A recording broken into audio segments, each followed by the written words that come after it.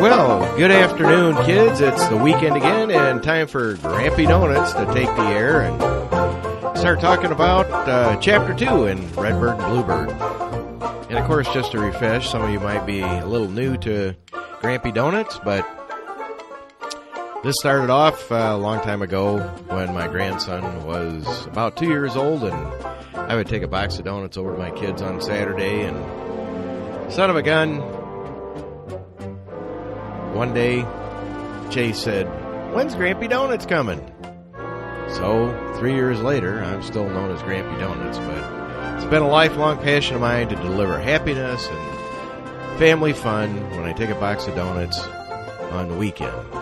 Started off with my kids way back when, they're now the parents of my grandkids, is that I'd always buy donuts on Sunday. We go to church and either we go to the donut shop or we bring a couple boxes home and sit around, and they were terrific. Ellison's Bakery here in Nevin Falls is just a terrific place to go and get a donut. But there's a lot of great donut places, and we're going to sit and cover quite a few of those.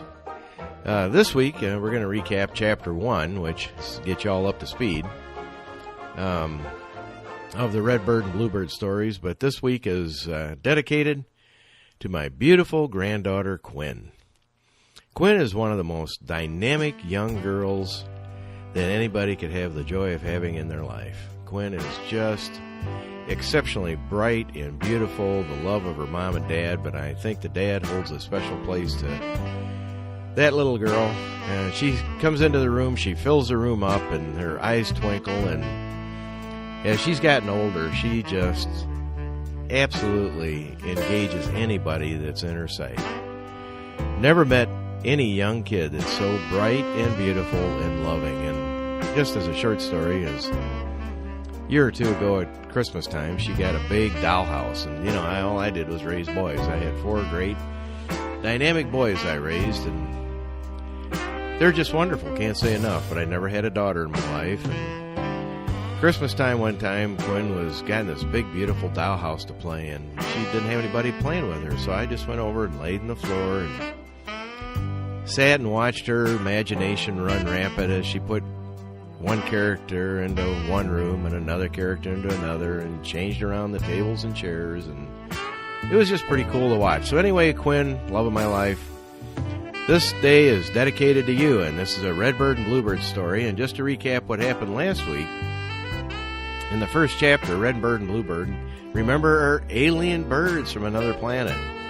Redbird is about 500 pounds and has 5 eyes and 4 stubby wings and springs for legs, and they were found in a tree on Halloween night. And Bluebird, his brother, is sort of Redbird's caretaker and only weighs 350 pounds, and they couldn't figure out how to get candy or food from the woman at the door on Halloween night. And they saw the kids go by, and they'd go trick or treat, smell my feet, give me something good to eat, and they'd get candy, and Redbird would go down and he'd say, "Rock, rock, rock, rock, rock, rock," and of course got nothing because he's from another planet. And all of a sudden, at the end of Chapter 1, we found out he broke a branch and he's heading to the ground, and we don't know if he's going to survive, falling from branch to branch to branch. So let's get started with Chapter 2, Redbird and Bluebird.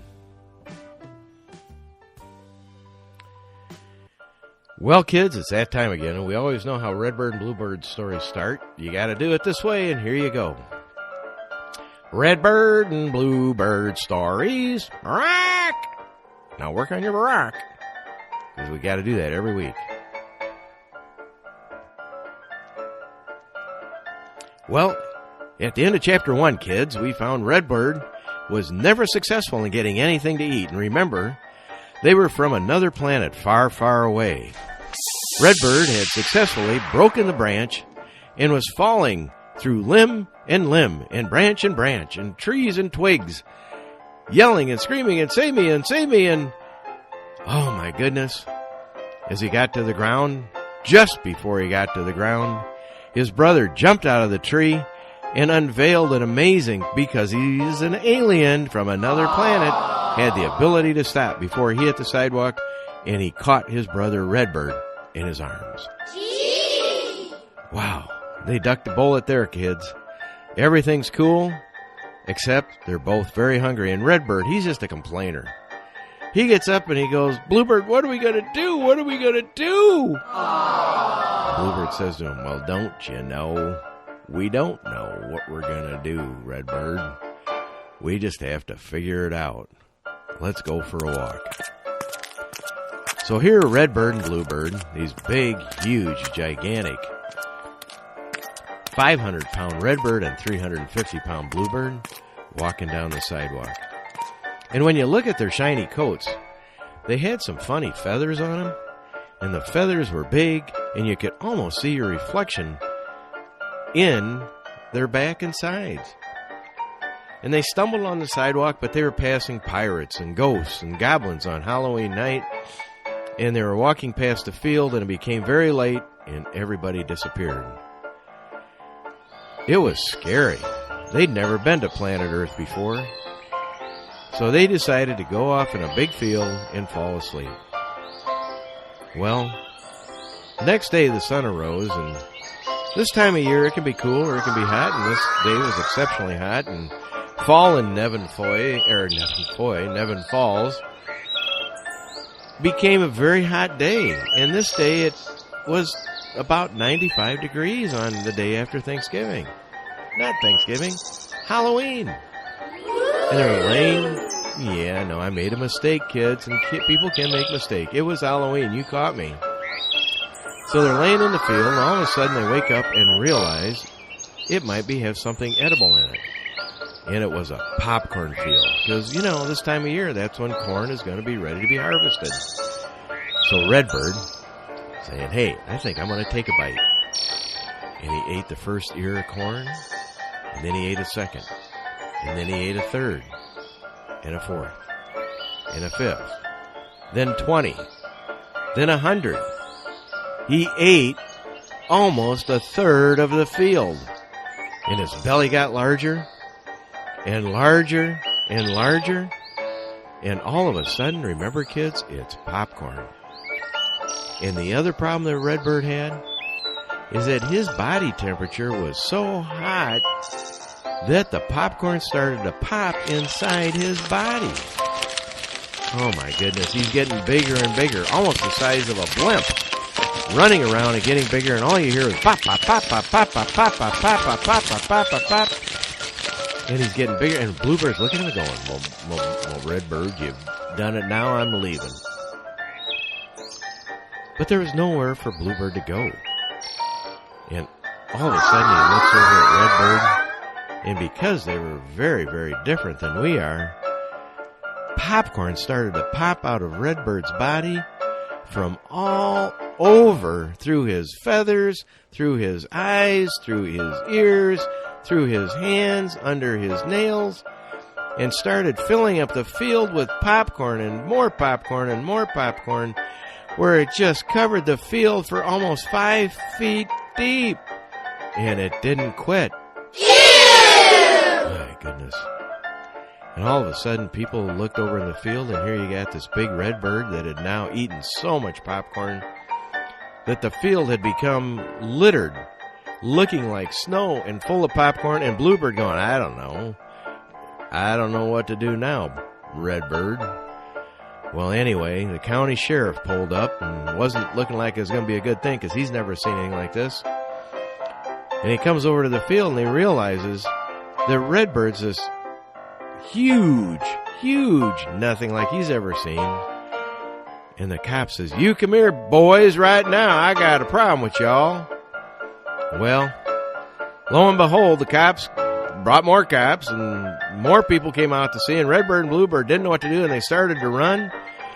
And all of a sudden, they knew that they were now in trouble, because that whole field wasn't looking like it did the day before. Popcorn was popped everywhere. The field was destroyed, and they had to figure a way to go and hide, and they ran for the creek. But unfortunately, when they ran for the creek, they didn't realize it was the edge of a hill, and Bluebird stopped. Redbird continued, hit a brick, stumbled forward, and he looked down, and he's now about 200 feet above the creek below him, and uh-oh, bam, bam, bam, bam, bam, bam. Well, kids, you know, that's what happens here. It always ends up being a cliffhanger getting ready for next week.